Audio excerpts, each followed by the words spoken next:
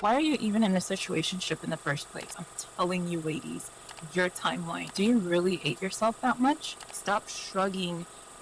Fighting biology is exhausting. Your gut is your internal compass. Your choice. That's it.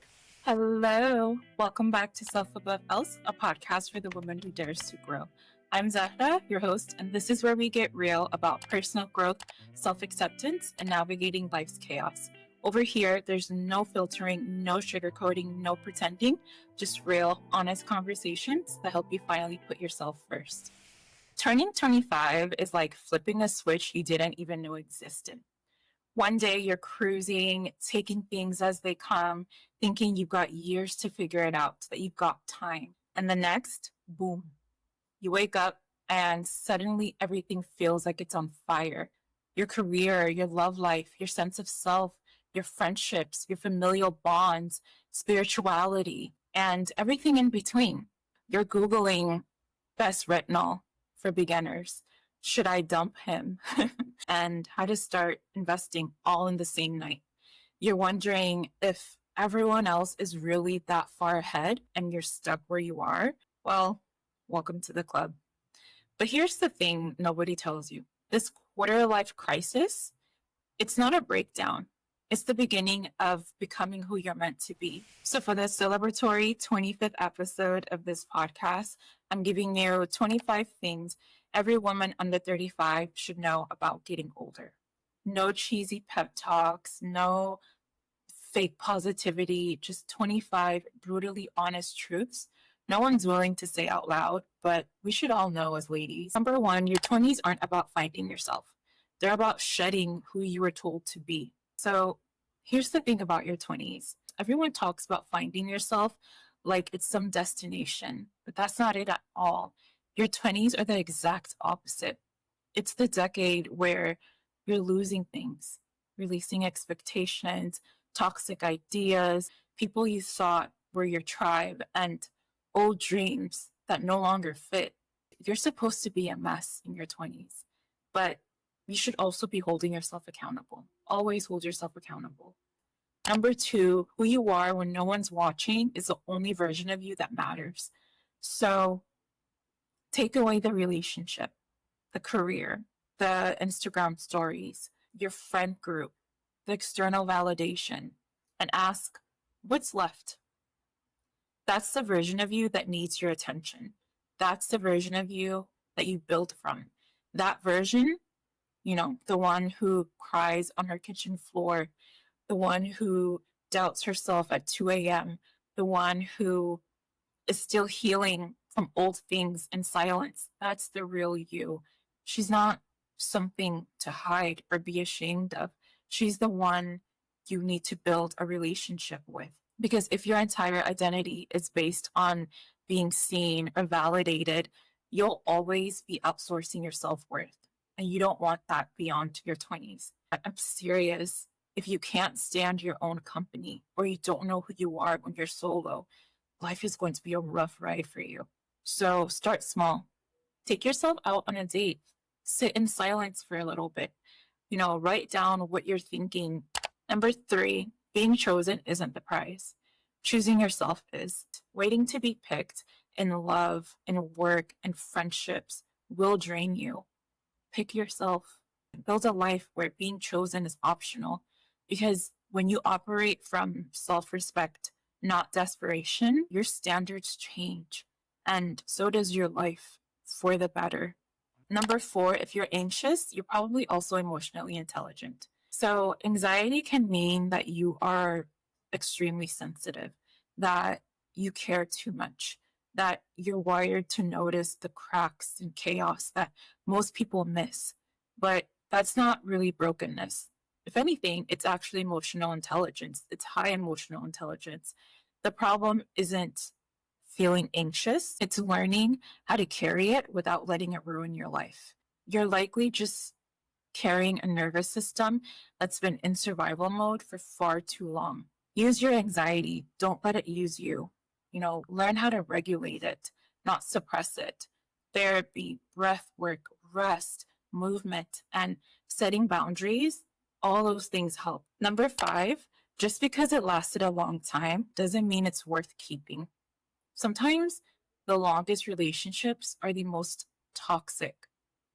Not all friendships or romances deserve a place in your life just because they've lasted a long time. If it drains you, if it harms you in any way, or eats away at your peace, walk away. It's okay to walk away. And yes, even from family, especially from family. Shared DNA does not give anyone the right to treat you like garbage. Staying out of guilt or fear is a trap. If the friendship makes you feel anxious more than seen, let it go. If a person only calls you when they need something, let them go. If a situationship is making you question your worth, walk away. Why are you even in a situationship in the first place? Do you really hate yourself that much?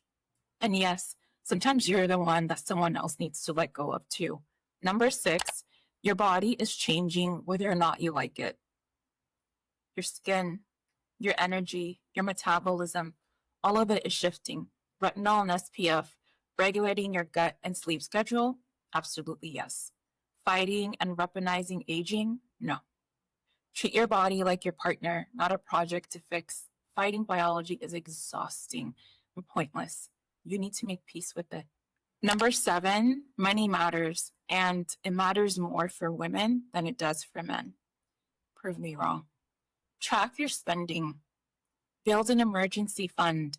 Learn how taxes work. Stop thinking you're bad at money. Stop shrugging your stupid financial decisions off. They will affect you in the long run. Build discipline and boundaries around money. Financial literacy is not sexy or aesthetic, but it's absolutely necessary, and it's your best defense against panic and emergencies. And emergencies will happen many times. And do not wait for a partner or for a promotion to start taking control of money and to start taking control of your money. Do it now if you haven't already. Number 8, careers are messy and no one's career path is a straight line. You will quit jobs, you'll pivot, you'll take jobs you hate, maybe even get fired. It's not failure, that's life. That dream job you envisioned at 22, it might be completely different now. And that's okay. That's okay. That's normal. The linear career path is a myth meant to make you feel like a failure. Number 9, romantic love is not the only love that matters. Yes, everyone wants the one, but the truth is that's only a part of it. Friendship, family, self-love, even the love and kindness that you give and receive from strangers and animals, that builds a big love life, and you want a big love life. If your only source of love is romantic, you're setting yourself up for loneliness and abuse. Invest in the other kinds of love just as much, if not more. Number 10, heartbreak will break you, but it won't kill you. And it will happen multiple times. Let it teach you. Let it teach you how to be whole again, how to reset your boundaries, how to rewrite what you want, how to increase your standards with every experience, with every heartbreak. The relationships, the loves that didn't last, their experiences, they force you to learn how to be on your own again and again and again, how to rewrite what you need, how to figure out what your new standards are, how to show up differently next time. Don't run from heartbreak. It's inevitable. Learn to navigate it as many times as you need to. Number 11, people will disappoint you repeatedly. You'll have friendships fade, relationships fall apart, and yes, people you trusted will let you down. That's life. It really is. That's literally how life is. And it sucks, but it's also a lesson in where to put your energy and who to trust. So learn to forgive yourself for holding on for too long. In addition, give grace, but don't let people walk all over you because you'll disappoint people too. Number 12, people won't always like who you become, and that's on them. As you grow, your energy changes, your values change, your priorities shift, and some people just don't want that because it no longer benefits them. Stop trying to keep everyone comfortable or happy at the cost of who you really are. Honestly, if they can't handle the real you, then why waste your time? Number 13, no is a sentence you should be using the most. I used to say yes to everything out of guilt and just trying to be nice, but it backfires. It backfires so much. You end up exhausted, resentful, annoyed, and so far away from your own priorities, and most people will push back, they'll complain, they'll act as if you're doing this shockingly terrible thing. But good, that's normal. Number 14, you don't have to make your parents proud. You might be carrying this heavy weight of expectations due to your parents.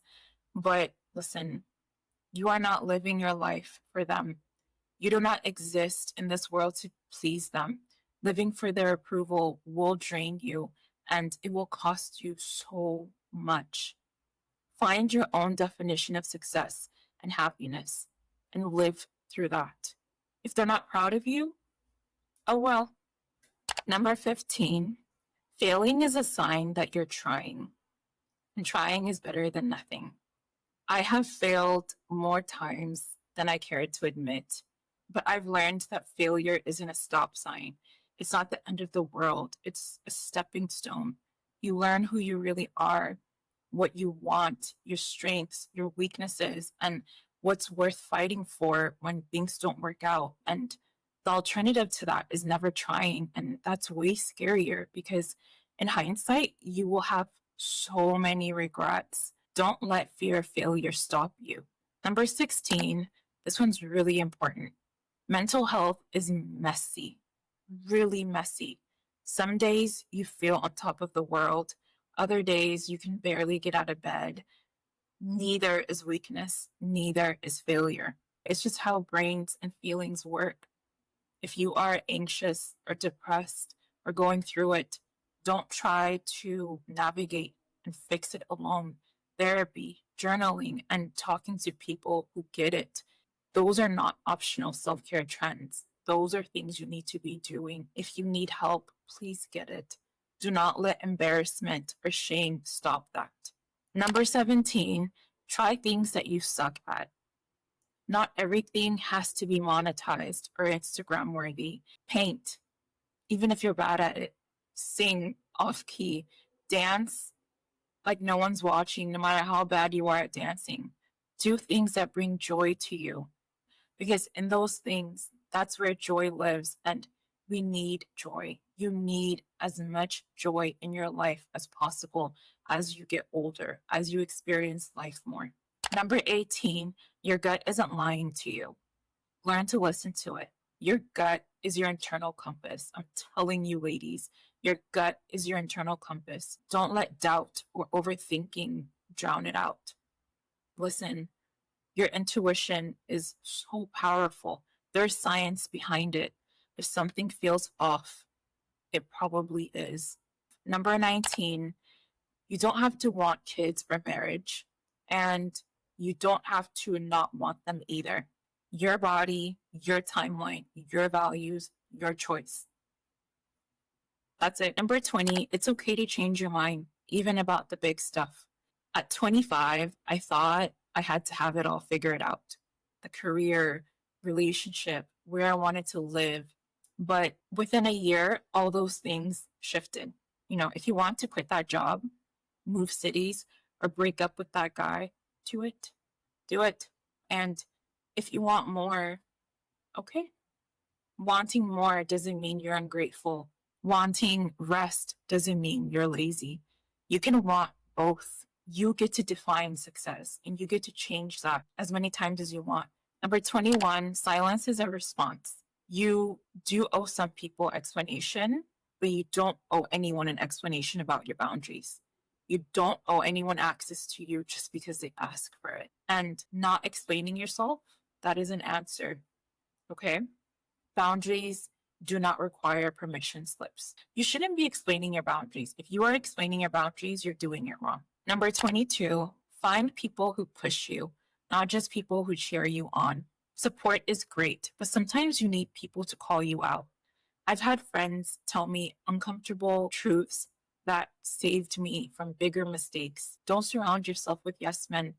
Do not surround yourself with yes men. Surround yourself with people who lift you up, who challenge you, who cheer you on, of course, and more than anything, respect you. Also remember quality over quantity. A friend to all is a friend to none. Number 23, perfection is a slow death trap. Waiting for perfect keeps you stuck. Waiting for the right moment or the perfect plan keeps you stuck. Start before you're ready, when you don't know what you're doing, when there's a big learning curve. Messy is okay. You'll never feel ready. I promise you will never feel ready. You will always find a reason not to start. There will always be a reason not to start, but just do it. Do it. Just do it. Go for it. We're almost there. Number 24, you are not late. You don't have to have it all mapped out. You don't have to have it all figured out. Not for your life, not for love, not for success, not for your healing. You're not behind in any of that. Everyone pretends like there's this secret timeline you're supposed to be following. There isn't. There isn't. Most people make it up as they go along. And it isn't until you listen to people in their 50s, 60s, 70s that you realize, wait, they actually didn't know what they were doing either. And they will tell you they didn't know what they were doing. They went with the trenches. They went with what life was throwing at them and figured it out as they go. That's how it actually works. All right. Here we are, number 25. Asking for help isn't weakness. You do not have to do it alone. Trying to do everything alone is exhausting and unnecessary. For a long time, I thought asking for help meant I was failing, but I've learned that leaning on others, friends, mentors, therapists, that's where real strength lives. You know, no one gets through life solo. No one builds a great life all alone. It's very hard. So those are the 25 things every woman under 35 should know. But you know what? I'm going to give you two more. Number 26, most people's opinions don't matter.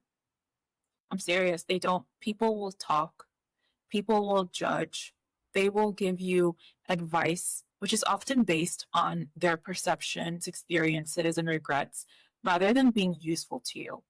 Take it with a grain of salt. Prioritize your own opinion of your own life. That's the only opinion that really matters.